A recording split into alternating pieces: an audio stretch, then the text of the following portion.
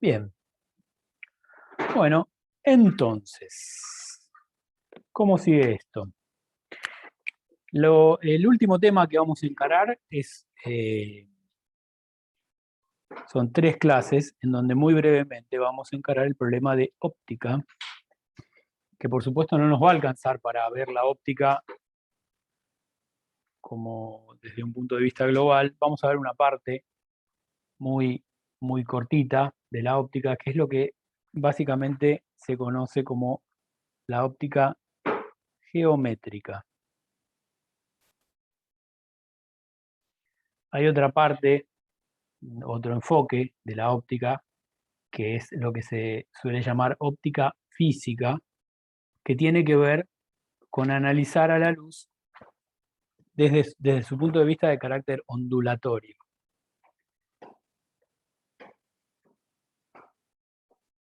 Por otro lado, la óptica geométrica enfoca a la luz como si la luz se propagara en forma de línea recta en lo que se conoce como rayos.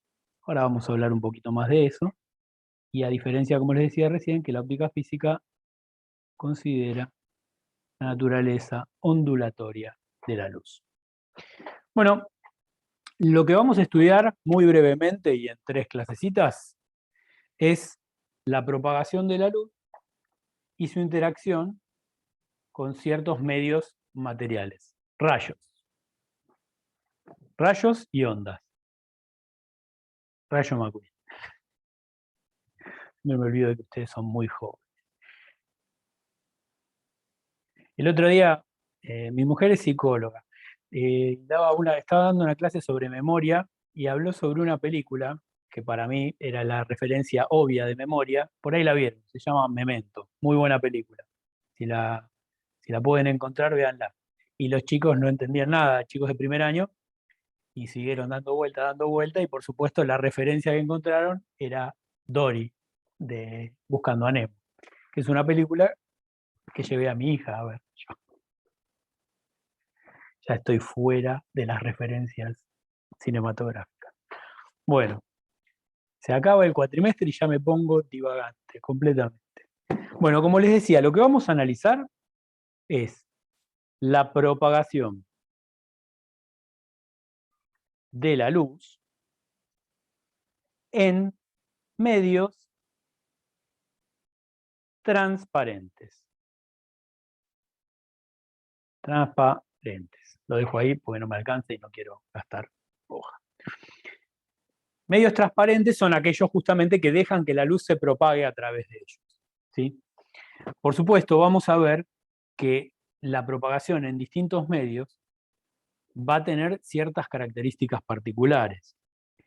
Pero antes de entrar en este enfoque el que nos va a concentrar, que es el enfoque a través de rayos, que son una construcción empírica que uno hace, vamos a hacer una pequeña mención sobre la naturaleza ondulatoria de la luz, que es la que se entiende ahora y a través de la cual uno podría hacer todo el tratamiento que nosotros vamos a hacer, pero sería mucho más complejo. Y dado que el enfoque geométrico es extremadamente útil para aplicaciones básicas, como por ejemplo para describir cómo funciona una lupa, un telescopio o un microscopio, entonces nosotros lo seguimos usando. Bueno, la idea en general, cuando uno trabaja con luz desde el punto de vista ondulatorio, es que la luz está formada por ondas electromagnéticas. ¿Qué quiere decir eso? Quiere decir que con la luz es un tipo de onda más general que lo que nosotros vemos, que lo que nosotros calificamos como luz, que es eso que nos llega desde una fuente luminosa, de una fuente que emite estas ondas electromagnéticas en el rango visible y excita nuestro nervio óptico y nos permite identificarlo como algún estímulo, que es lo que nosotros llamamos luz. En realidad la luz forma parte de algo más, que son las ondas electromagnéticas. Por ejemplo, las ondas de radio también son ondas electromagnéticas, ¿sí? Las microondas son ondas electromagnéticas, los rayos X son ondas electromagnéticas. ¿Qué varía entre las ondas de uno y de otro tipo? Bueno, varían las características temporales y espaciales de las ondas. Por ejemplo, las ondas electromagnéticas de ciertas longitudes de onda, que van entre los 400 y los 700 nanómetros, son lo que nosotros llamamos luz. ¿Saben lo que es un nanómetro? Se escucha mucho ahora que hay nanotecnología y 1 por 10, metro por 10 a la menos 12, ¿no? a la menos 9. Es el nanómetro, un nanómetro es 10 a la menos 9 metros. ¿Sí? ¿Y Armstrong es a la menos 12? ¿O estoy A la pifiando? menos 10. Armstrong es a la de menos 10. ¿Hay alguno a la menos 12? ¿O tampoco? No. Déjamelo pensar. Pico. Del pico, claro. El picómetro debe ser a la menos 10. Bueno, yo les decía que las longitudes, sentíamos, yo les decía que las longitudes de onda de lo que llamamos luz van entre los 400 nanómetros y los 700 nanómetros. Eso es lo que nosotros llamamos luz. Todo lo que está fuera de ese rango nosotros no lo vemos, pero también son ondas electromagnéticas. ¿Por qué no lo vemos? Porque nuestro ojo no está calibrado, no es sensible a ese tipo de longitudes de onda. Se ríe acá la psicóloga. Está bien. Me distrae, paso por aquí y me distrae. Bueno, ¿pero qué es la longitud de onda? Bueno, la longitud de onda es la distancia que hay. Si uno puede pensar a las ondas como olas en algún tipo de medio. ¿Sí? Uno las puede graficar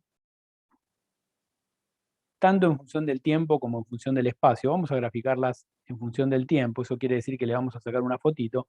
Una onda se debería ver como algo así. Es la variación de alguna cantidad física en función del tiempo o del espacio, que se propaga. Para que sea una onda tiene que estar propagándose. ¿Y qué cantidad física puede ser? Bueno, una onda puede propagarse en la superficie del agua, por ejemplo. Es lo que llamamos una ola.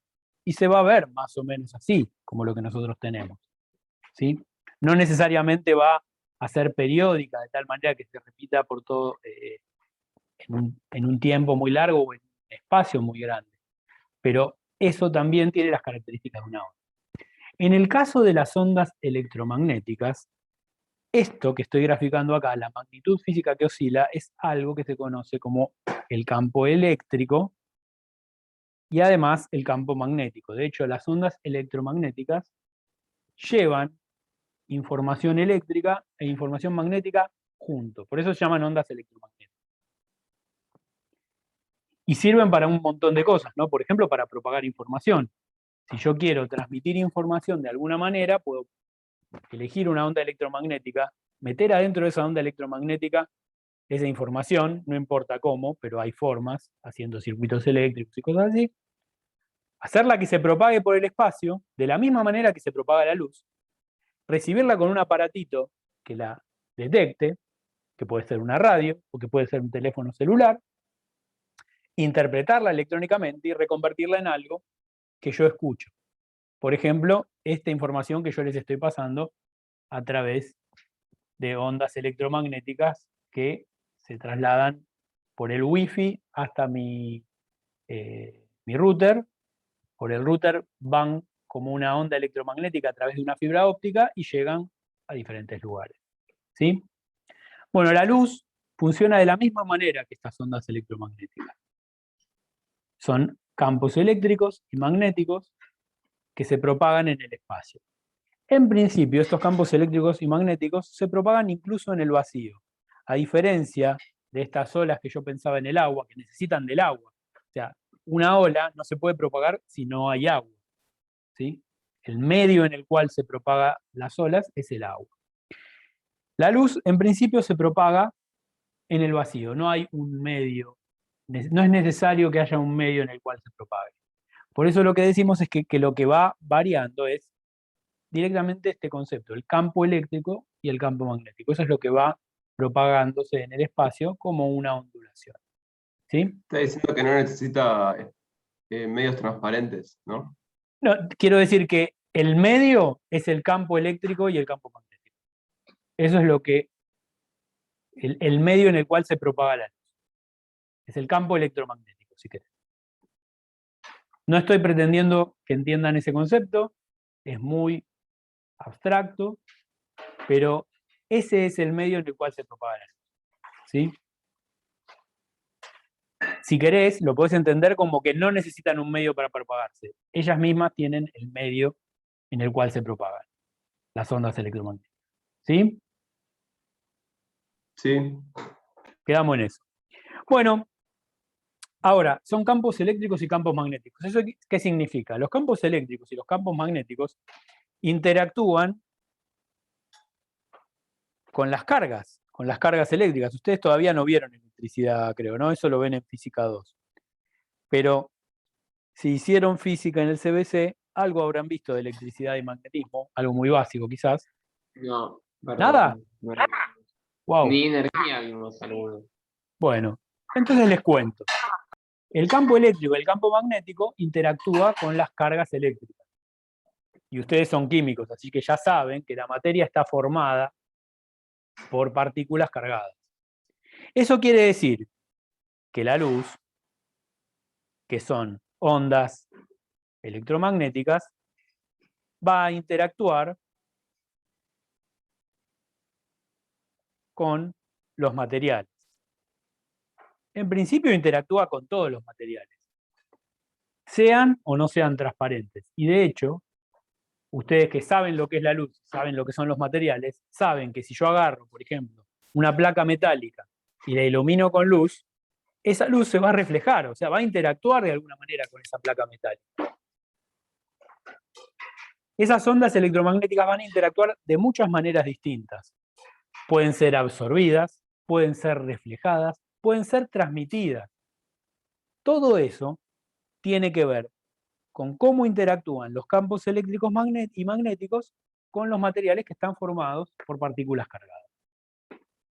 Ese enfoque electromagnético nos permitiría ver un montón de cosas que nosotros no vamos a ver, pero las vamos a mirar fenomenológicamente en términos de cómo estos rayos interactúan con los medios materiales. Vamos a obtener reglas que no miran la parte microscópica, o sea, la parte en donde importa cómo oscilan estas ondas. Y otra cosa importante, no vamos a poder ver ningún fenómeno que tenga que ver con longitudes que son del orden de la longitud de onda, que como les dije, anda entre los 400 y los 700 nanómetros. O sea que en promedio uno podría decir que a la longitud de onda, que se suele simbolizar con la letra griega lambda, es del orden de los 500 nanómetros. Nosotros vamos a observar cosas, pero como no estamos considerando el carácter ondulatorio de la luz, no vamos a poder observar fenómenos que ocurren en este tipo de escalas de longitudes. Ocurren muchos fenómenos en esta escala de longitudes, pero no los vamos a mirar, los vamos a obviar. ¿Sí? Esos fenómenos son el objeto del estudio de la óptica física. Lo que nosotros sí vamos a ver es lo que yo les mencioné antes. ¿Qué fenómenos nos va a servir para analizar el enfoque de la óptica geométrica? Vamos a analizar la reflexión, vamos a analizar la transmisión de la luz. Esos dos fenómenos son los que vamos a analizar. No vamos a analizar fenómenos de absorción, o sea, no vamos a analizar fenómenos en donde, por ejemplo, la luz podría ser absorbida como una forma de energía. Es una forma de energía, de hecho. Las ondas son una perturbación, llevan energía en sí mismas. Claro, la transmisión es lo que se conoce, como bien dijeron por ahí, como la refracción. Si bien los fenómenos más divertidos son los que ocurren en el carácter ondulatorio, también les digo que son los más complejos de analizar. Entonces, vamos a analizar fenómenos que igual son bastante interesantes de por sí, son lindos para estudiar. O sea, vamos a ver los conceptos que nos permitirían entender cómo funciona un microscopio, un telescopio. Eso es lo máximo que vamos a llegar a ver en estas 3 clases que tenemos. Bueno, ¿alguna pregunta por acá? Voy a pasar a la otra hoja porque esta ya se hizo medio en chasta. Ninguna. ¿Qué es WZ? ¿Qué puse WZ? Debe ser luz, Iván. Por cómo escribo yo, debe ser luz. Sí, es luz, no es WZ. Luz. Eso es. Pero ya, viste que ya me doy cuenta, hasta me doy cuenta yo que tan mal escribo que lo puedo traducir.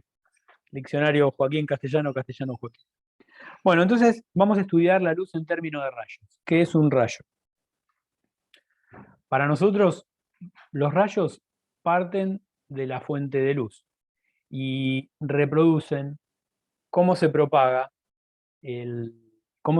la luz de acuerdo a cómo es la geometría de la fuente. La idea es la siguiente. Supongamos que nosotros tenemos una fuente puntual.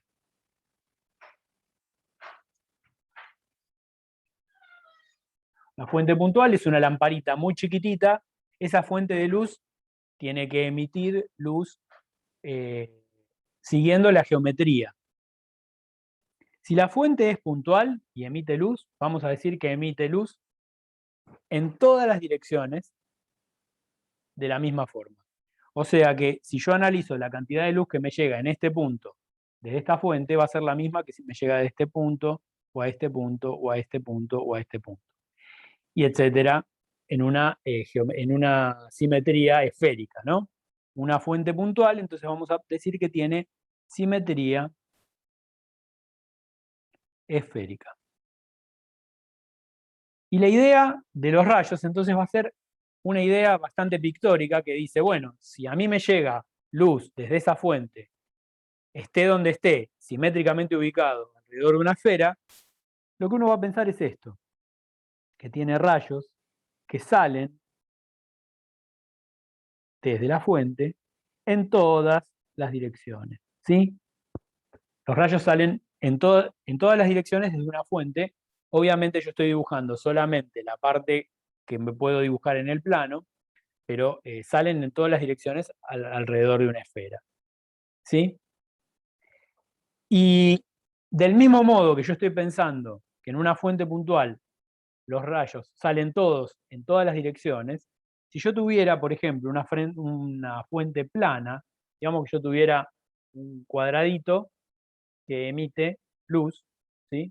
El tipo de lo que podemos tener en una lámpara de estas con LED que tienen muchos LEDs todos juntos uno al lado del otro, uno lo va a pensar de esta manera. Lo que vamos a decir es, visto de costado, que tenemos nuestra fuente plana,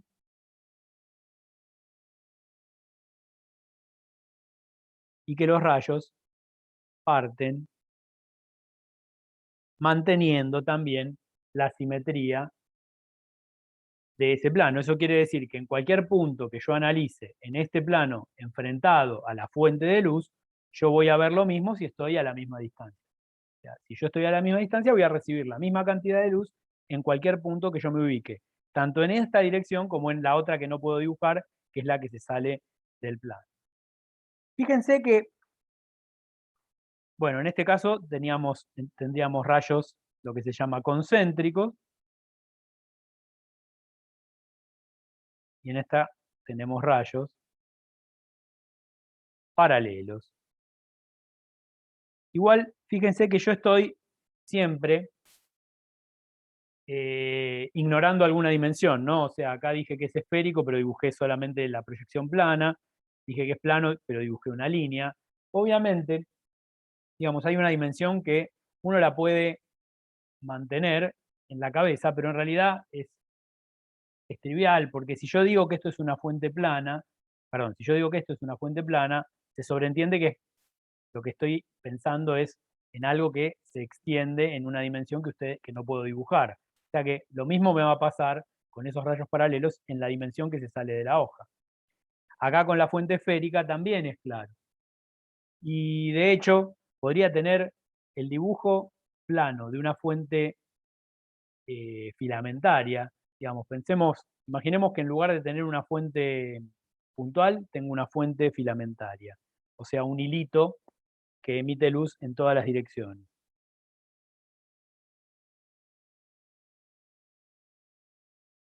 Eso lo podemos pensar así, como un hilito que emite en todas las direcciones, y en realidad tengo que hacer un dibujo medio en perspectiva para mostrar cómo se propaga la luz, ¿no? La simetría de este problema sería más bien cilíndrica, ¿no? Emite en todas las direcciones con una simetría cilíndrica. ¿Se llega a entender el dibujo que estoy haciendo? O sea, yo tendría... Sí, sí. ¿Se entiende bien, Sí, no? sí. Bueno, ahora, si yo quiero hacer el dibujito de cómo se propaga la luz en una fuente filamentaria, lo más útil va a ser que haga un corte transversal, claro, como es la puerta giratoria, que haga un corte transversal en esta dirección y finalmente lo voy a ver, o sea, el filamento está en esta dirección, ¿verdad? Entonces yo voy a ver que la propagación es muy similar a lo que dibujé para una fuente esférica. En general nosotros vamos a hacer un corte bidimensional. Nosotros siempre, para todos estos casos, lo que siempre vamos a hacer es un corte en 2 dimensiones, y las 2 dimensiones van a estar contenidas, por supuesto, en el plano del papel. ¿Sí? Eso es lo que nos va a interesar a nosotros. La dimensión que nos queda, bueno, si es esférica, sabremos que se comporta exactamente igual a esto. Y si fuera filamentaria, bueno, la otra dimensión es irrelevante, porque en esta dirección no hay propagación si la fuente es filamentaria, solo hay propagación en las otras direcciones. Y si es plana, la otra dimensión que me queda es exactamente igual a la que estoy dibujando. ¿Ok? Entonces, siempre con un corte bidimensional, nosotros estamos dando toda la información necesaria para analizar el problema. A este corte transversal bidimensional, que es lo que está contenido en la hoja, lo llamamos plano de incidencia, o plano óptico a veces se le dice, pero generalmente es plano de incidencia.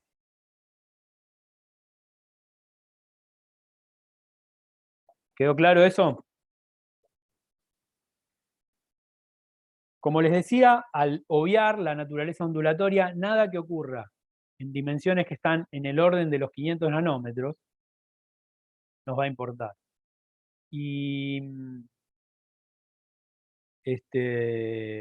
bueno, son dimensiones pequeñas, ¿no? O sea, 500 nanómetros es medio micrómetro, ¿sí? O sea, si volvemos a esas dimensiones, los 500 nanómetros es igual a 0,5 micrómetros. Micrómetro es 10 a la menos 6, ¿sí? O sea que estamos en el orden de media milésima de milímetro. Todavía podemos ver cosas con la luz. Podemos usarla, por ejemplo, para observar cosas que tienen tamaños del orden de un micrómetro, pero no mucho menos, porque ya ahí nos acercamos a la longitud de onda típica de la luz. Y ya cuando nos acercamos a la longitud de onda típica, el problema es que tenemos que considerar el carácter ondulatorio. Como no lo vamos a considerar, nuestro máximo de resolución, digamos, como diríamos en un análisis tipo fotográfico, va a ser en el orden de 1 micrómetro, medio micrómetro. Eso es todo lo que vamos a poder trabajar. Por eso los instrumentos como los que vamos a trabajar nosotros, como mucho, nos permitirán resolver eso. Y eso es lo que nos permite, por ejemplo, un microscopio. Un microscopio nos permite ver tamaños del orden de los micrómetros.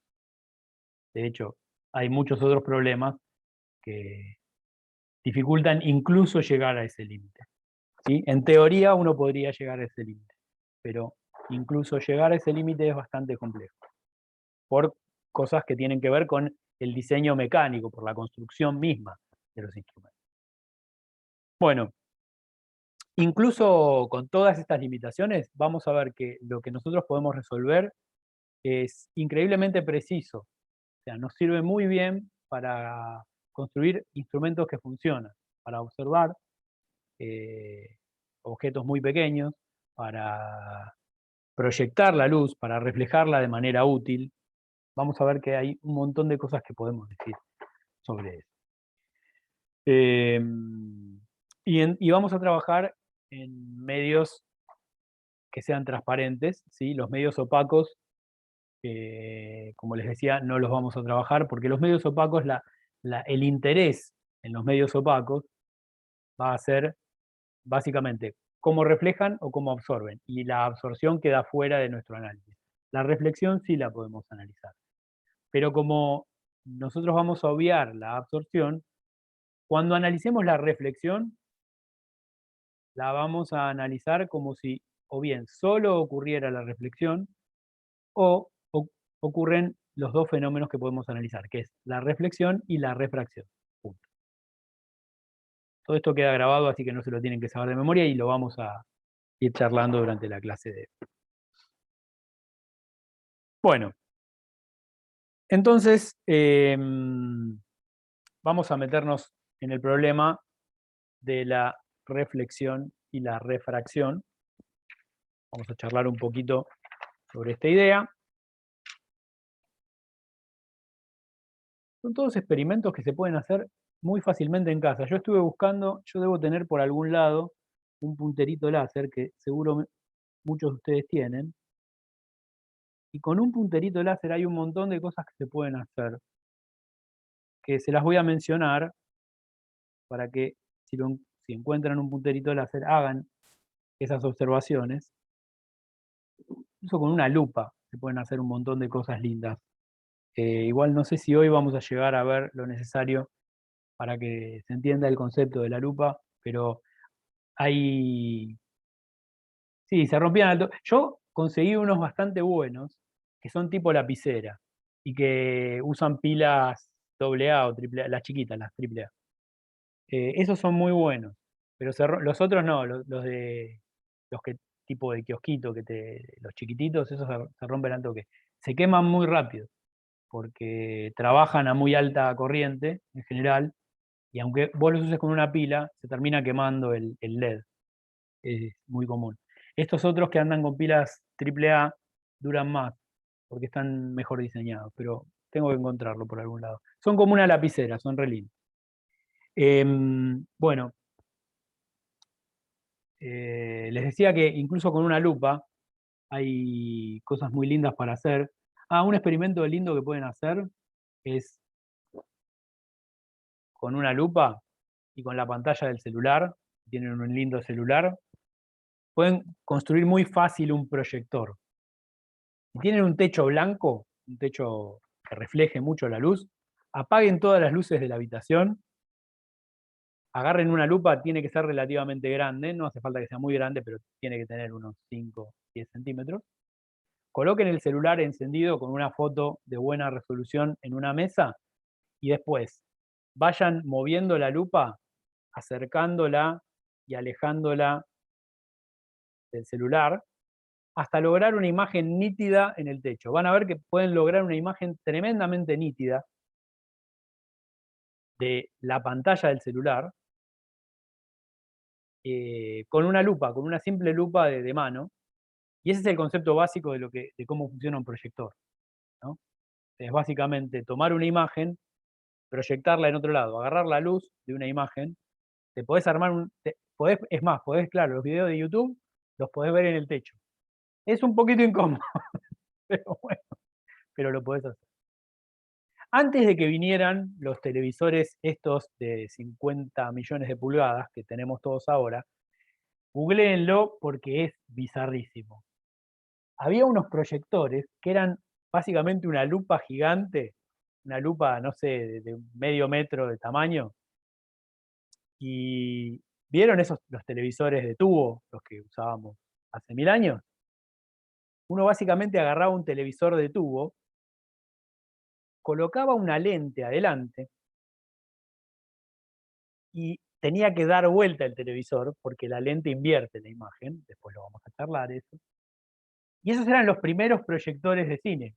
Se veían horrible, había que apagar todas las luces, cerrar todas las ventanas. era imposible ver nada, pero uno conseguía una imagen con un televisor de 14, 20 pulgadas, conseguía una imagen que podía llegar a tener, no sé, 70, 50 pulgadas, con muy poca nitidez y con muy poca iluminación, porque se perdía un montón en el medio. Pero si la luz se bajaba mucho y si metías, lo tapabas todo eso con una frazada, una sábana negra, uno podía conseguir una proyección relativamente buena. Googleenlo porque es bizarrísimo.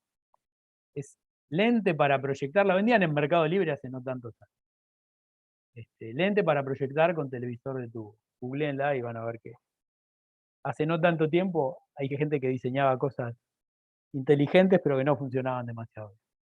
Bueno, pero eso lo vamos a ver recién la clase que viene. Sobre la reflexión y la refracción, entonces, la idea fundamental que tenemos que tener es que la luz se propaga como rayos.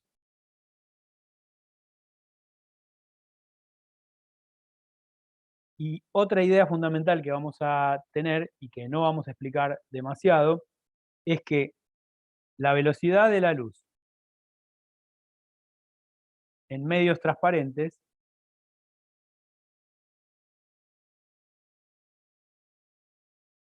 depende del medio.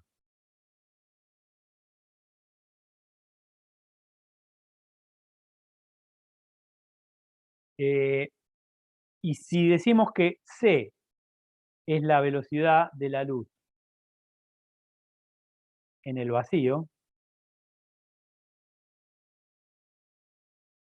entonces la velocidad en un medio I va a ser c dividido n sub I, donde n sub I es lo que se conoce como índice de refracción. Esta idea es la idea que utilizaron los que empezaron a hacer óptica desde el punto de vista de los rayos, para entender cómo ocurrían ciertos fenómenos. Vieron que cuando ustedes colocan, por ejemplo, un objeto como una pajita, un sorbete, en un vaso con agua, parece que se curva. Bueno, si ustedes, por ejemplo, y ese es un experimento lindo para hacer con un puntero láser. Ya te doy la palabra, Gabriel. Si ustedes hacen un experimento con un punterito láser y agarran, por ejemplo, un vaso de agua, ¿sí? Tienen un vasito de agua y con el puntero láser apuntan sobre la superficie, lo que van a ver, el agua tiene que tener alguna impureza para que se pueda ver el rayo de luz, cómo se recorre. Lo que van a ver es que la luz le pasa esto, que se curva. ¿Sí? Si acá forma un ángulo θ1, acá va a formar un ángulo θ2. Y eso, por supuesto, si no hubiera agua, la luz seguiría una línea recta.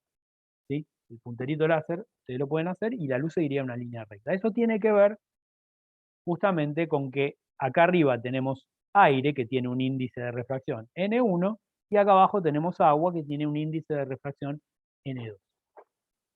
Eso se puede hacer también con, por ejemplo, con un bloque de vidrio. Si uno tuviera un bloque de vidrio, uno puede analizar también este experimento, y va a ver lo mismo, va a ver que hay un cambio en la dirección de propagación.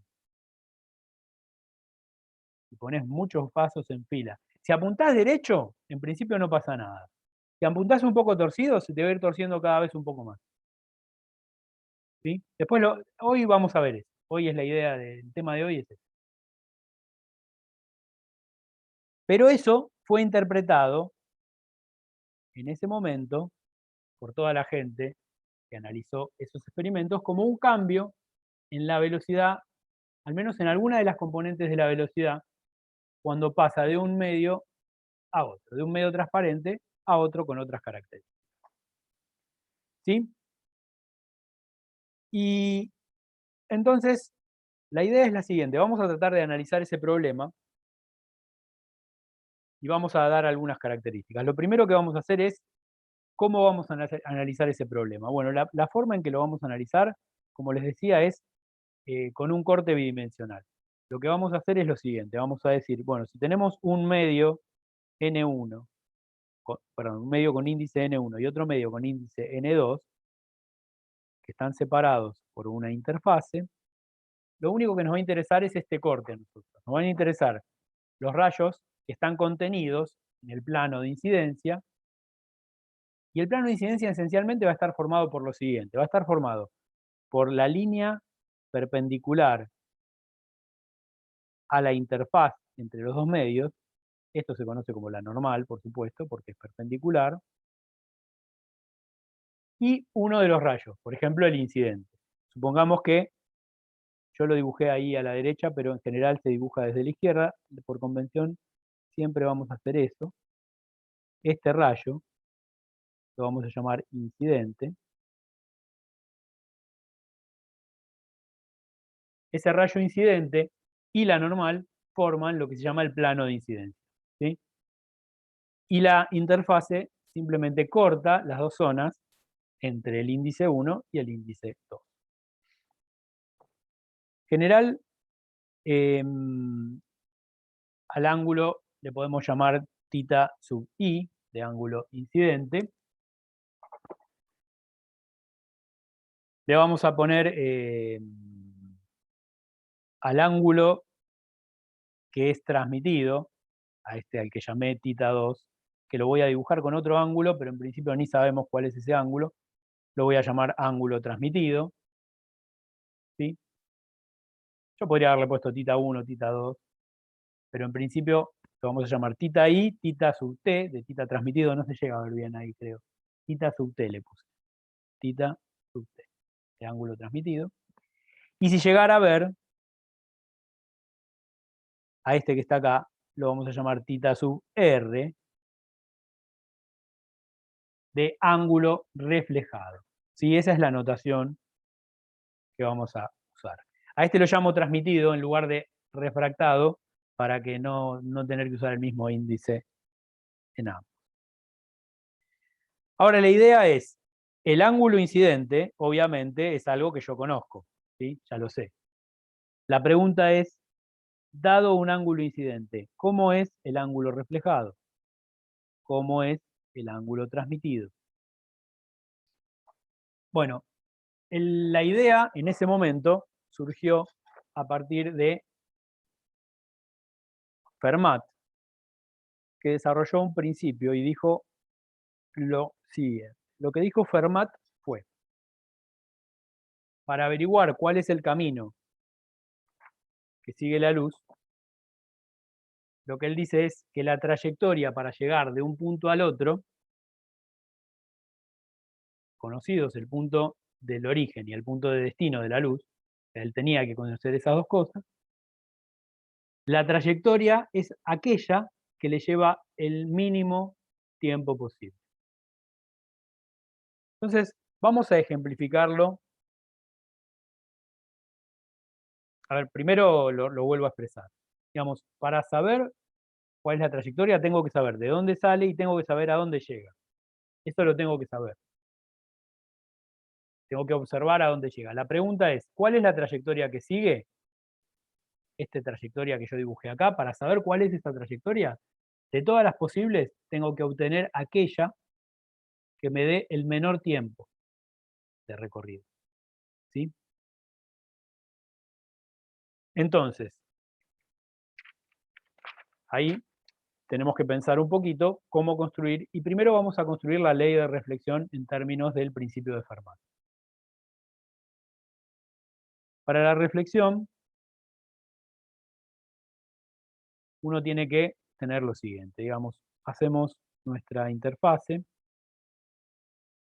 Vamos a analizar un problema en el que vamos a suponer que solamente hay reflexión, no pensemos en la transmisión. Después analizamos solo la transmisión como si no hubiera reflexión. Lo analizamos como dos problemas separados. La ventaja del problema de reflexión es que no hay un cambio de medio, porque tanto el rayo incidente como el reflejado, ambos están en el mismo medio.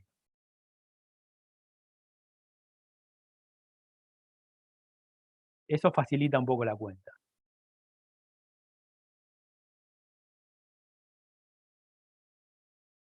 Y nos va a servir para después entender el problema de refracción.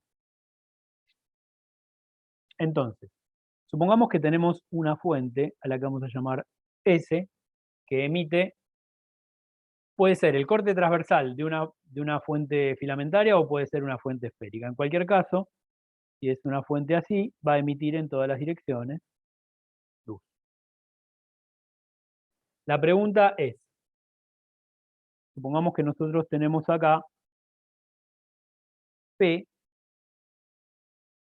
tal que S es la fuente de luz y P es la imagen. Y esto es una superficie que refleja. Una superficie plana reflejante. ¿Sí? No nos vamos a meter en si refleja todo, refleja una parte. Simplemente vamos a analizar lo que se refleja, cómo se refleja. Uno lo puede pensar de esta manera. Uno puede decir, bueno, supongamos que tenemos lo mismo, ¿no? Tenemos un objeto puntual y vemos acá la imagen de ese objeto puntual dado por los rayos que salieron desde ahí, se reflejaron y llegaron hasta acá.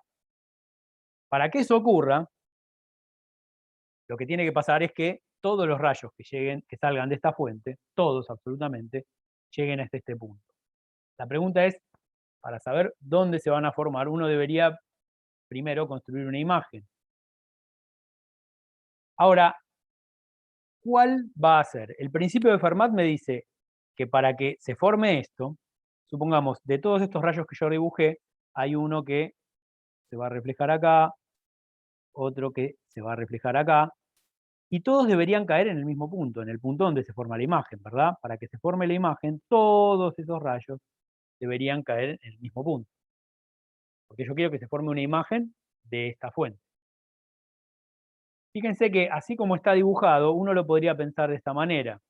Uno podría pensarlo, ok, pero si todos los rayos salen de acá y confluyen acá para dar una imagen, es como si yo tuviera una fuente virtual, si esto está a una distancia a otra distancia A, pero para acá abajo, es como si yo tuviera una fuente, quiero dibujarla a la misma distancia, pues así, es como si yo tuviera una fuente virtual, S', de la cual parten rayos y van hacia allá. Y también esta fuente virtual debería estar emitiendo en todas las direcciones. ¿Está bien?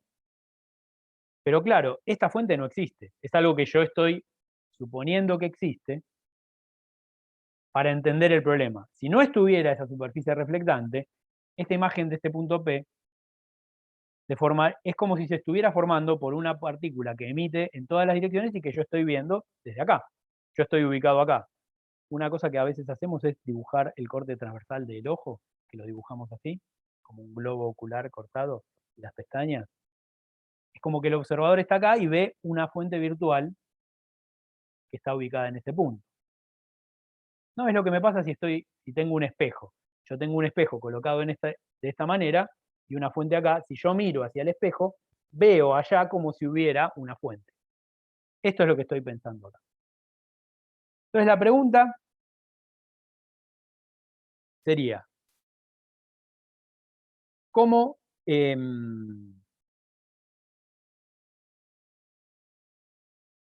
cómo explicar cuál es la propagación para que el trayecto sea tal que le lleve el mínimo tiempo posible llegar desde S hasta P, o lo que es lo mismo, porque es totalmente simétrico, desde S' hasta P?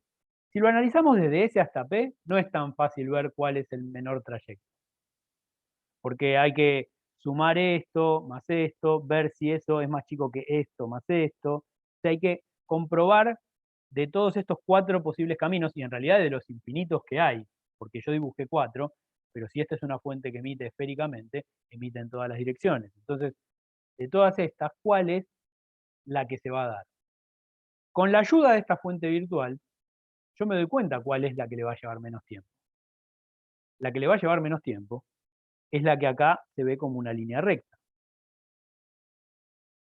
Porque en esa, la luz recorre un menor espacio.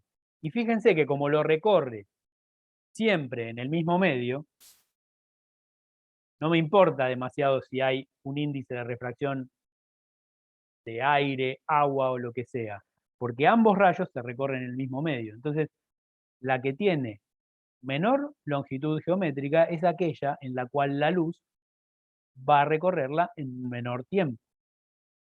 ¿Eso quedó claro? Sí. Perfecto. Y eso lo veo porque construí esta imagen de S'. Entonces, esto nos deja ver justamente que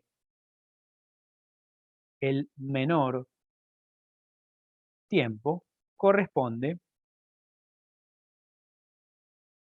al camino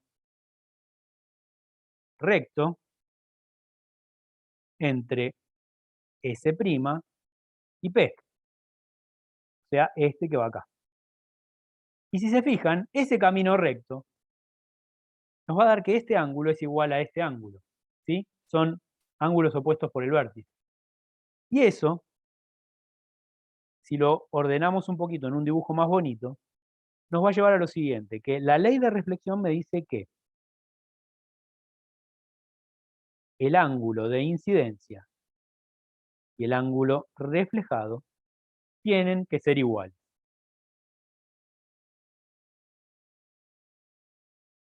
¿Sí? Porque si este es igual a este, quiere decir que este es igual a este, y entonces este tiene que ser igual a este.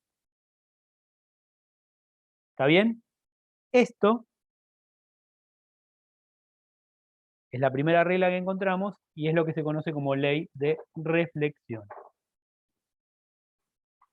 De hecho, se conoce como ley de reflexión especular. Especular viene no de especular, sino de espejo. De hecho, la palabra especular tendrá el mismo origen. Bueno, buena cosa para ir a buscar. ¿Está bien? Entonces, la ley de reflexión nos dice, lo primero que sabemos es que si un rayo incide sobre una superficie y se refleja, el ángulo con el cual se refleja va a ser igual y simétrico hacia el otro lado eh, respecto de la normal.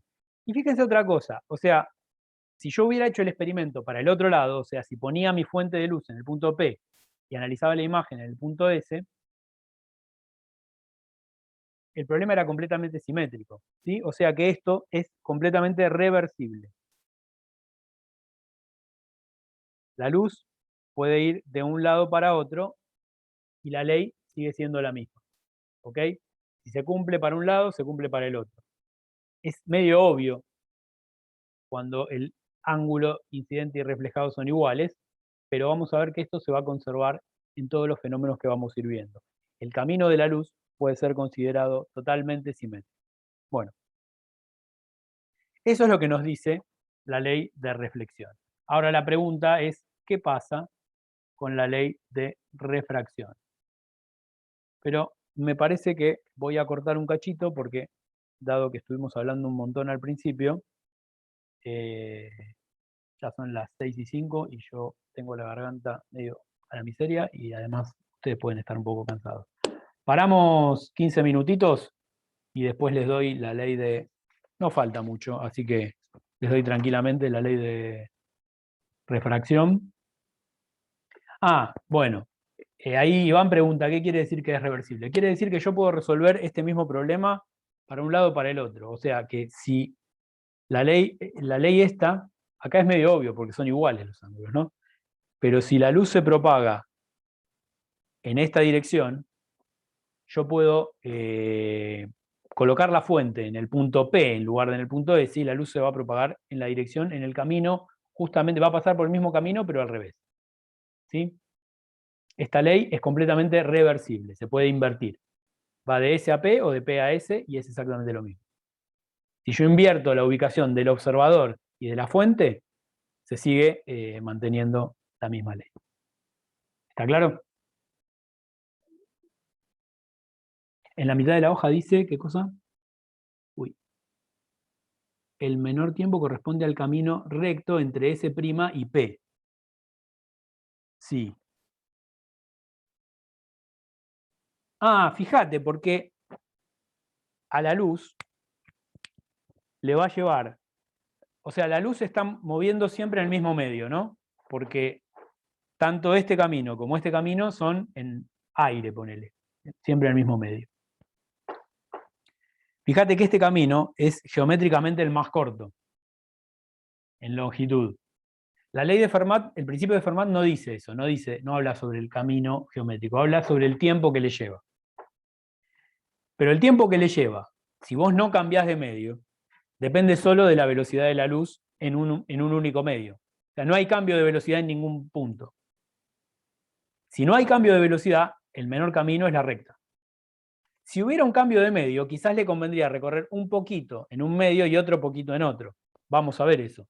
Cuando minimicemos el camino, cuando haya refracción, vamos a ver que en realidad la diferencia de camino vamos a tener que considerar que hay un cambio de velocidad cuando cambias de medio. Pero como acá no hay ningún cambio de velocidad, el menor camino entre dos puntos que están en el mismo medio es una recta.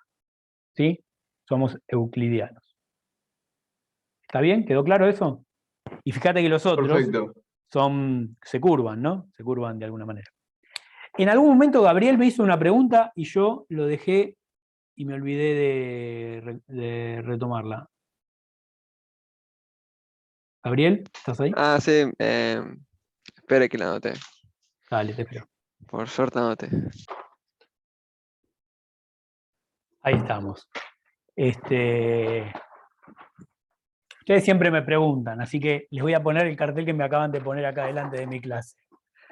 Digo, para que se queden tranquilos, ¿sí? Nada más. Me acaban de dejar el cartel ahí adelante. Es mi pizarrón. Bueno. Así que acabamos de ver la ley de reflexión y ahora vamos a ver la ley de refracción, que es esencialmente lo que llamamos transmisión de la luz. Refracción o transmisión de la luz. El gato se va a subir a la mesa, les aviso además. Es un día complicado. La idea es la siguiente, estamos en la misma, ¿no? Tenemos un medio que ahora en vez de funcionar como superficie reflectante, funciona como separación entre dos medios ópticamente activos. Claro. Me preguntan, ¿es porque juega Argentina, no? Y a esos los vamos a identificar con su índice de refracción, N1 y N2. ¿Sí? Y ahora, en vez de analizar la parte reflejada, que puede existir, o sea, podría ser que una parte de la luz se refleje y la otra se transmita, solamente voy a analizar la transmitida. El fenómeno completo podría ser que un poco se refleja, otro poco se transmite. Pero ahora lo que me importa es analizar solamente el rayo transmitido. Entonces, lo que vamos a pensar lo vamos a pensar de esta misma manera. Definimos nuestra normal, que ahora la normal la defino de los dos lados, porque de este lado voy a tener la fuente y de este lado voy a tener la imagen. Ahora, como esto es reversible, vamos a ver después que va a ser lo mismo invertir el lugar de la fuente y de la imagen. Los ángulos que yo voy a encontrar ahora van a ser exactamente iguales. Bueno, la pregunta entonces sería de vuelta, yo tengo una fuente luminosa, puntual, o sea que emite en todas las direcciones, y tengo un punto acá, que es donde se forma la imagen, y quiero saber cuál es el camino que va a recorrer la luz. Entonces, la experiencia nos muestra que en realidad el ángulo de incidencia, al que voy a llamar θ1, y el ángulo de refracción, al que voy a llamar θ2, no son en general iguales cuando yo tengo un cambio de medio. Entonces la pregunta es, ¿cuál es el camino que siguen para poder identificar cuáles son los ángulos θ1 y θ2? Porque de vuelta, yo dibujé esto, pero en realidad hay muchísimos caminos posibles. Lo voy a dibujar más suavecito para que no distraiga tanto como la otra vez. yo creo que se va a ver con la virome, porque total, lo que me importa ahora es que se identifique lo que quiero decir. Digamos, o sea, lo que podría pasar es que en vez de incidir en este punto O que acabo de marcar acá, la incidencia sea en otro punto, y por ejemplo que el rayo siga este camino. De hecho, podría pasar que siga un camino casi recto, como el que acabo de dibujar, o que siga este camino. Lo importante es que tiene que ser un camino que salga de la fuente S y termine en la imagen P. Podría seguir este otro camino.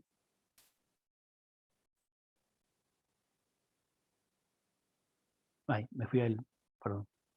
Me estaba yendo la virome para cualquier lado. ¿Sí? O sea, la idea es analizar cuál de estos caminos es el que va a ocurrir para saber cuál es la relación entre tita 1 y tita 2. Una consulta. Sí, ¿Puede aparecer un camino así? Ya. en realidad no lo sé. Yo estoy exagerando. A ver, es más, hay algunos que no dibujé porque es obvio que no van a ocurrir. Yo podría dibujar un camino que va por acá y después vuelve para acá, por ejemplo. Yo podría hacer eso. Ah, excelente. Entre todos los caminos, esos son posibles. ¿Sí? O sea, están entre las posibilidades. Yo tengo que analizar cuál es el que va a ocurrir y cuál es el que minimiza el tiempo. Que eso es lo que me dice el principio de Fermat. O sea, lo que me falta ver es, de todos esos caminos,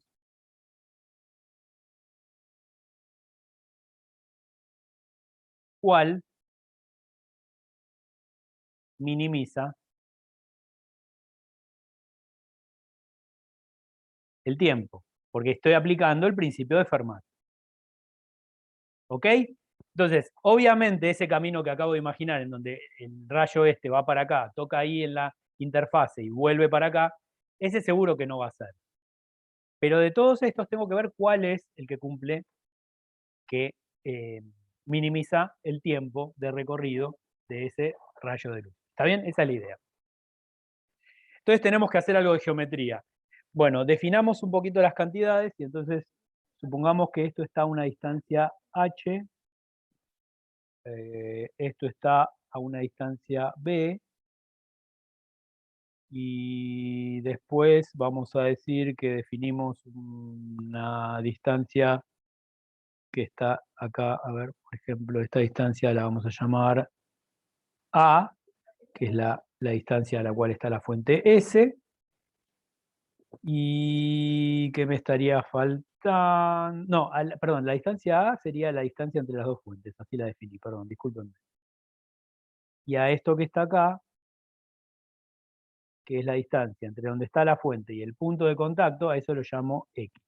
De tal manera que esto que está acá sería A menos X. ¿Está bien todo lo que definí? O sea, B es la distancia entre la interfase y la imagen. H es la distancia entre la fuente y la interfase. X es el punto que va en la dirección horizontal entre la fuente y el punto de contacto con la luz y la interfase. Y A es la separación lateral entre las dos fuentes. A menos X me termina dando la distancia entre el punto de contacto y la imagen. ¿Sí? Es básicamente para poner características geométricas que me permitan hacer cuentitas. Porque yo lo que quiero hacer ahora es ver cuánto tiempo le lleva a la luz llegar de acá hasta acá. Y fíjense que todo depende de dónde es el punto O. Porque el punto O me va a decir si es este rayo, si es este rayo, si es este rayo. ¿Sí? O sea que todo depende de X. A está fijo. B está fijo. H está fijo. Lo único que cambia es el punto en donde pega la luz. Eso me cambiaría el recorrido, por ejemplo, en el que estaba exagerando recién. El recorrido sería, si X fuera todo esto, el recorrido dependería de este X. ¿Ok? Mi variable es X, todo lo demás está fijo. ¿Queda claro eso? Porque eso es importante para lo que voy a hacer después. Uy, veo un montón de comentarios. ¿Es el Fermat de los teoremas? No sé. Supongo que sí. ¿Había otra pregunta? física cuántica. No, por ahora no. Bueno, ¿quedó claro eso entonces? ¿Quedó claro que X es mi variable? O sea, si yo defino cuánto es X, ya sé qué camino está recorriendo la luz. Y eso me va a determinar θ 1 y θ 2, que es lo que yo quiero determinar. Bueno, lo que me dice el principio de Fermat es que tengo que minimizar el tiempo de recorrido desde S hasta P. Y el tiempo de recorrido yo lo puedo pensar de esta manera. El tiempo de recorrido yo lo puedo pensar como el tiempo que tarda el rayo en llegar desde S hasta O, más el tiempo que tarda el rayo en llegar desde O hasta P. O sea, que sería el tramo SO, la longitud, dividido la velocidad que tenga la luz en el medio 1. ¿Sí? Ese es el tiempo que tarda el rayo de ir desde acá hasta acá. Y a eso le tengo que sumar el tramo OP dividido la velocidad de la luz en el medio 2. Y ahora sí, puedo escribir las longitudes de SO y de OP en términos de las cantidades que tengo escritas acá. Si hacemos eso, fíjense que SO es la hipotenusa del triángulo que tiene como lados. Por un lado tiene a H, ¿sí? Y por otro lado a X. Esos son los catetos y esta es la hipotenusa. O sea que SO sería X cuadrado más H cuadrado, raíz, dividido B sub 1. Ese es el tramo que tengo ahí, el tramo, el tiempo del rayo SO. Y a eso le tengo que sumar el tramo OP, que el tramo OP es la hipotenusa de un triángulo que tiene un lado, un cateto que es B y el otro que es A menos X. Y esa es la hipotenusa. O sea que esto le tengo que sumar B cuadrado más A menos X al cuadrado, raíz, dividido la velocidad en el tramo 2. Ese sería el tiempo total, ahora sí, en función de mi única variable, que es X. ¿Sí?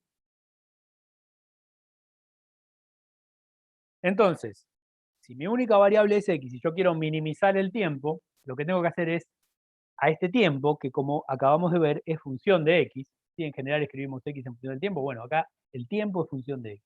El tiempo es función de dónde pega el rayo, del punto O donde pega el rayo. Y eso es justamente la cantidad de X que dice. Entonces, lo que tengo que hacer para minimizar cualquier función es derivarla respecto de su variable e igualarla a 0. O sea que lo que tengo que hacer es esto. La derivada del tiempo respecto de X e igualar a 0. ¿Sí? Y esto, por más largo que sea, es una derivada. Es tan sencillo como la derivada de un par de funciones, de una suma, que tiene unas raíces por ahí. Si hacen esa derivada, a lo que van a llegar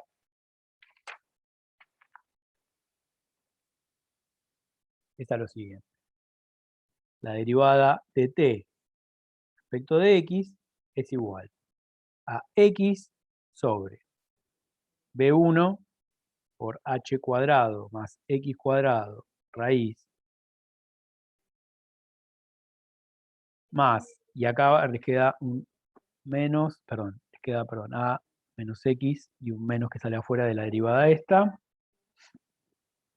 b sub 2, b cuadrado más a menos x al cuadrado raíz. Y todo esto igualado a 0. ¿Ok? Esa es la derivada igualada a 0. Entonces lo que nos queda acá es una relación que se tiene que cumplir para que se dé que el tiempo es mínimo. Y fíjense que esto que está acá, si volvemos al dibujito que teníamos antes, es el cateto opuesto sobre la hipotenusa del ángulo θ1. O sea que esto es el seno de θ1. Y esto que está acá es el cateto opuesto del ángulo θ2 sobre la hipotenusa del ángulo θ2. O sea que esto que está acá, perdón, sin el menos déjenmelo afuera. Es el seno de θ2. O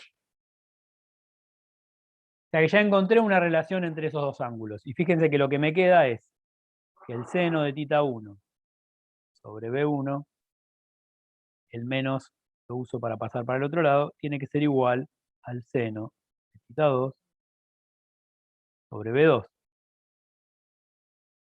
Y para dejarlo en términos de una variable intrínseca, lo que voy a hacer es recordar que B sub I es igual a C dividido N sub I, donde N es el índice de refracción y B es la velocidad. Y lo voy a expresar como se conoce más usualmente, que es que N1 por el seno de θ1 es igual a N2 por el seno de θ2. Y esta es una ley totalmente análoga a la que vimos antes para la reflexión, pero esta es ahora para la refracción. Y se conoce como la ley de Snell.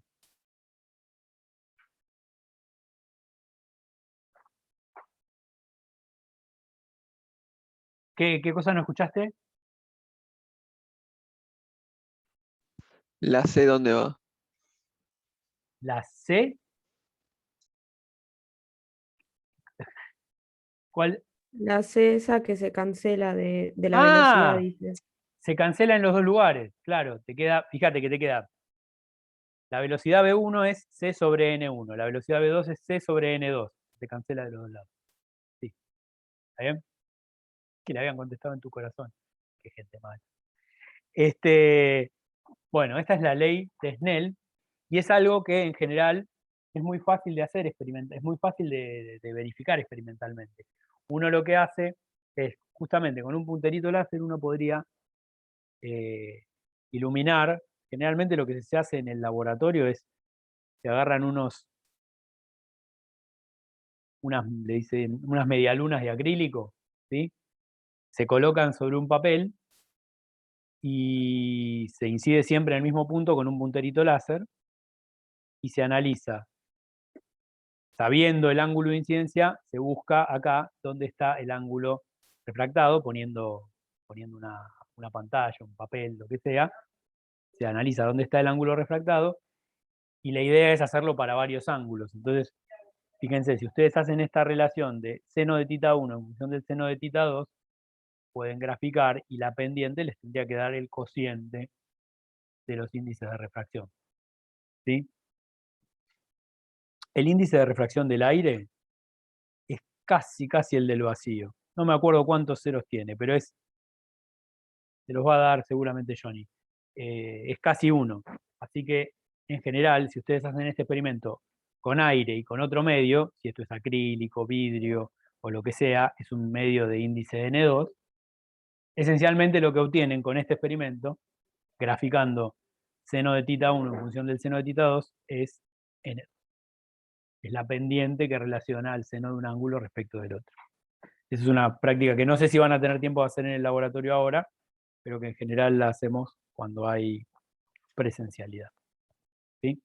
Muy fácil de hacer. La pueden hacer en su casa. Si tienen un cacho de vidrio o lo que sea del cual puedan incidir perpendicularmente y un punterito láser, la pueden hacer perfectamente en su casa. Después, en todo caso, me pongo a mirar un poquito si encuentro un puntero láser y les puedo mostrar cómo se hace. Bueno, pero entonces ya tenemos las dos leyes fundamentales que nos van a servir de acá en adelante. Ahí, no me acuerdo quién lo había preguntado hace un rato, habían dicho qué pasaba si yo colocaba muchos cambios de medio uno después del otro. Bueno, uno podría pensar que lo que pasa es que tengo que aplicar esta ley de refracción en cada cambio de medio que tenga. O sea, si yo paso de un índice N1 a un N2, para saber cómo cambia el ángulo, tengo que aplicar esta ecuación. Bueno, ahora estoy con θ 2. Ahora cambio de un N2 a un N3. Bueno, tengo que aplicar de vuelta esta ley para esta nueva interfase. Y así sucesivamente. O sea, el principio de Fermat se aplica sucesivamente o a todo el tramo directo. Supongamos que nosotros tenemos algo como esto. Tenemos una serie de interfaces entre distintos medios, en donde el primero es N1, el segundo es N2, el tercero es N3, etc.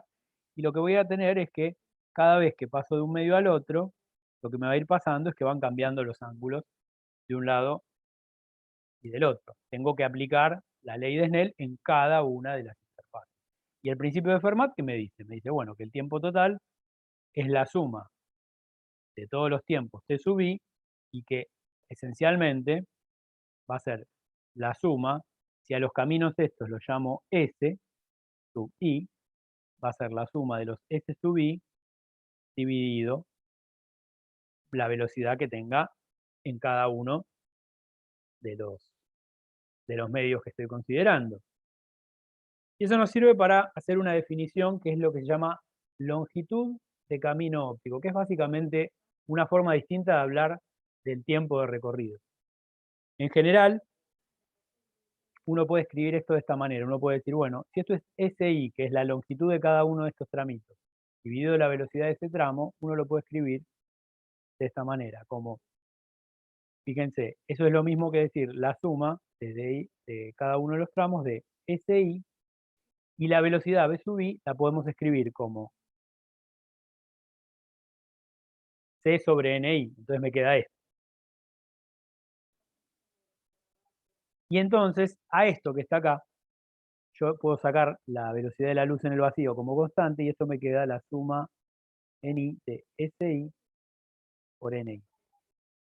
Esto que está acá es lo que se conoce como longitud de camino óptico. Básicamente, la longitud geométrica multiplicada por el índice de refracción en ese medio. Fíjense que físicamente es la distancia que recorrería la luz en el vacío para que le lleve este mismo tiempo. Por eso es camino óptico. Si la luz estuviera en el vacío, recorrería esta cantidad. No la suma de los S, sino la suma de los S multiplicado por los N. ¿Sí? Porque esta es la longitud que dividido por la velocidad de la luz en el vacío me da ese tiempo. ¿Está bien? ¿Queda claro lo que es la longitud de camino óptico? Excelente. Sí.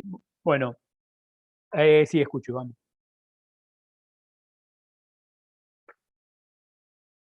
Claro, y buena pregunta. ¿Qué unidades tiene N? Fíjate que, por cómo está definida, te tenés que dar cuenta. ¿Qué unidades tiene? Si C sobre N es igual a B, ¿qué unidades tiene C?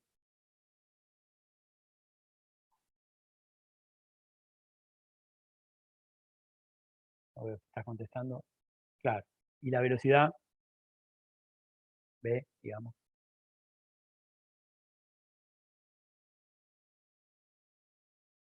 Es adimensional, ¿se dan cuenta? O sea, es simplemente es un índice que no tiene unidades.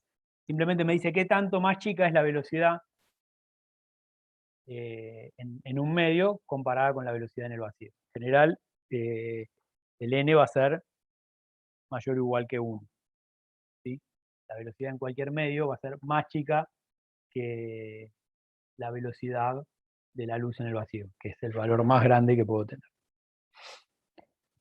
Fíjense que siempre se habla de trayectoria y no de dirección, o sea que todo esto es totalmente reversible, así como, no lo voy a dibujar de vuelta, pero así como en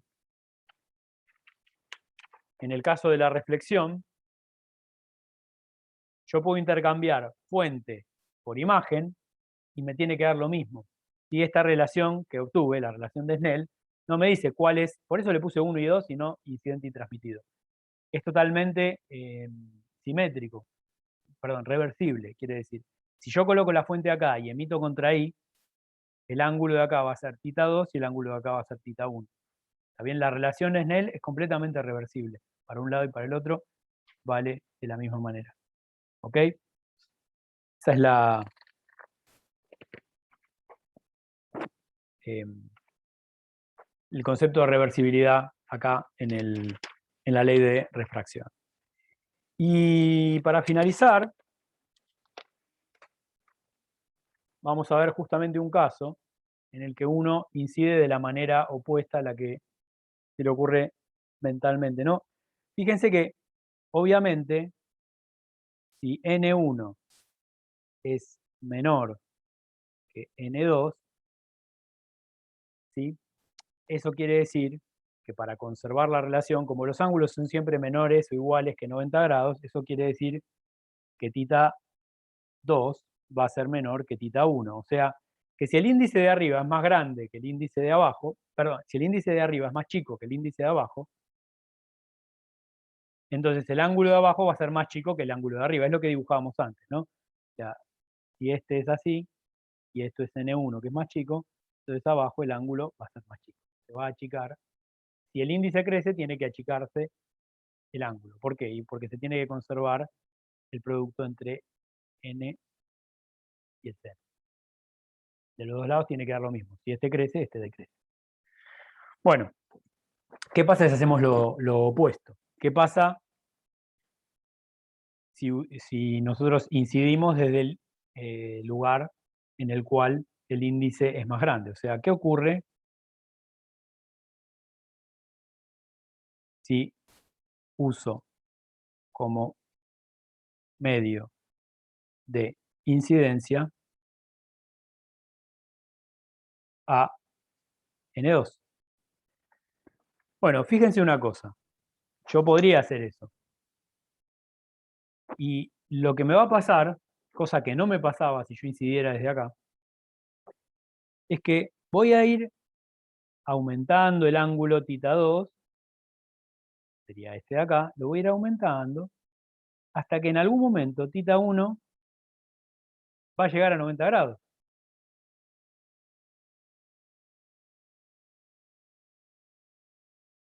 O sea, si voy incrementando θ2, existe un valor crítico en el cual θ1 se hace igual a pi sobre 2. Fíjense que en ese caso, es ya como es la última opción en que yo puedo llegar a tener un ángulo transmitido. Porque si yo sigo aumentando el θ2, más de 90 grados no voy a tener. No puedo transmitir con más de 90 grados. Ya se me va para el reflejado y ya ese ya no incide más en el otro medio. O sea que ese es el último ángulo en el cual yo puedo tener transmisión, refracción. A ese fenómeno se lo llama reflexión total interna. Reflexión porque a partir de ese punto, fíjense, cuando yo llego a ese punto, supongamos que llegué a θ2 igual al ángulo este crítico que les estoy diciendo, a partir de ahí tengo que el ángulo θ1, es igual a pi sobre 2. Si yo lo aumento más, ya está. Igual ya ahí ya no tenía transmitido. A lo sumo voy a tener algo que se propaga en la superficie y nada más, pero transmitido no voy a tener. Reflexiones, obviamente, porque reflejado va a seguir existiendo. Total, porque no hay nada transmitido, así que todo lo que llega a incidir ahí se refleja. Y se suele decir interna, porque en general uno piensa que el índice de acá es el aire, que es casi como el del vacío, o sea que cualquier otra cosa que tenga índice mayor es como estar adentro de otro medio. El experimento cuando llegue el verano, lo pueden hacer adentro de una pileta profunda. Ustedes se pueden meter adentro de una pileta y mirar para arriba, a la superficie de la pileta. El agua tiene un índice de refracción que es mayor que el del aire. Y si ustedes miran con cierto ángulo, si miran derecho van a ver hacia arriba van a ver que la luz les llega, porque ustedes miran para arriba y van a ver el cielo o el techo o lo que tengan. Pero si miran con cierto ángulo y van inclinando cada vez más, en algún momento van a ver que la superficie del agua se ve como un espejo perfecto, que ven la superficie de abajo, en el piso de la pileta. Y eso es porque ocurre este fenómeno. Este fenómeno de reflexión total interna sirve, bueno, funciona en ese caso, pero además sirve para cuando uno quiere tener un efecto de espejo sin comprar un espejo, que a veces puede ser complicado hacer un espejo. Por ejemplo, uno lo que puede lograr es, pongamos que tenemos un prisma, a ver si me sale el dibujito, un prisma de estos que forman 90 grados, ¿sí? Algo así.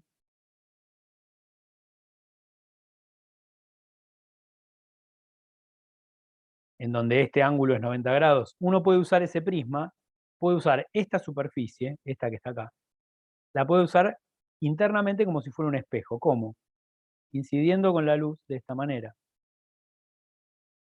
Uno incide así, acá va a tener, puede diseñar el sistema con un índice de refracción acá dentro de tal manera que acá siempre se dé reflexión total interna. Entonces, con un material transparente, sin hacer ningún procesamiento de la superficie, solamente por la geometría, uno ya tiene un sistema que le funciona como un espejo. Y eso a veces puede resultar muy útil. Otro lugar, otro dispositivo en donde se usa mucho la reflexión total interna es en lo que se conoce como fibra óptica. La fibra óptica es un cilindrito muy chiquitín de un material transparente. Si fuera una fiesta de cumpleaños de 15 o cosas así, vieron que hasta se pueden hacer fibras ópticas con algún plástico. En general les venden eso que parece como un plumerito, que tiene una lamparita acá y tiene estas fibras ópticas plásticas, que si ustedes encienden la lamparita que está acá, se ilumina la punta de esas fibras plásticas. Eso es porque la luz se transporta muy eficientemente por dentro de ese material y se transporta muy eficientemente por la reflexión total interna, porque como es muy angosto, la luz siempre ingresa en un ángulo muy amplio, y al ingresar en un ángulo muy amplio, respecto de la normal, siempre va a haber reflexión total interna. Y si hay reflexión total interna, se pierde poca intensidad. Un poquito siempre se pierde, por supuesto.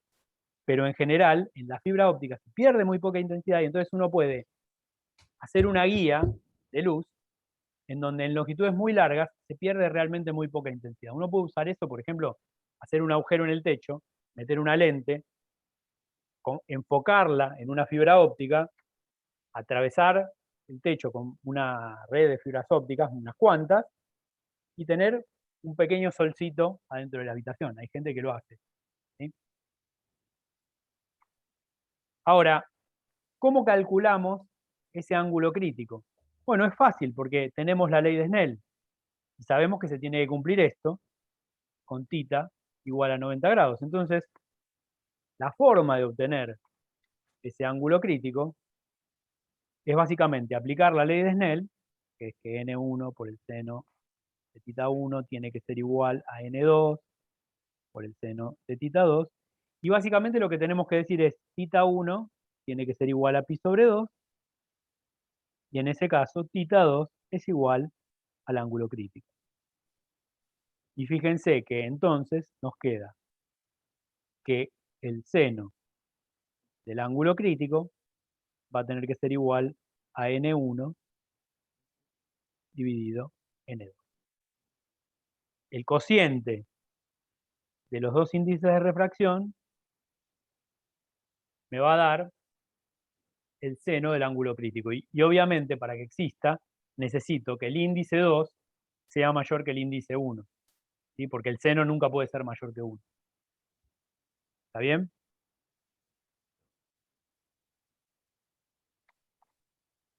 Está perfecto. Ahora Buenísimo. pongo eso en mi casa para tener un poco de luz natural. Las fibras ópticas, encima se pueden conseguir fibras ópticas de estas plásticas bastante económicas. Bueno, con esto terminamos. ¿Alguna preguntita?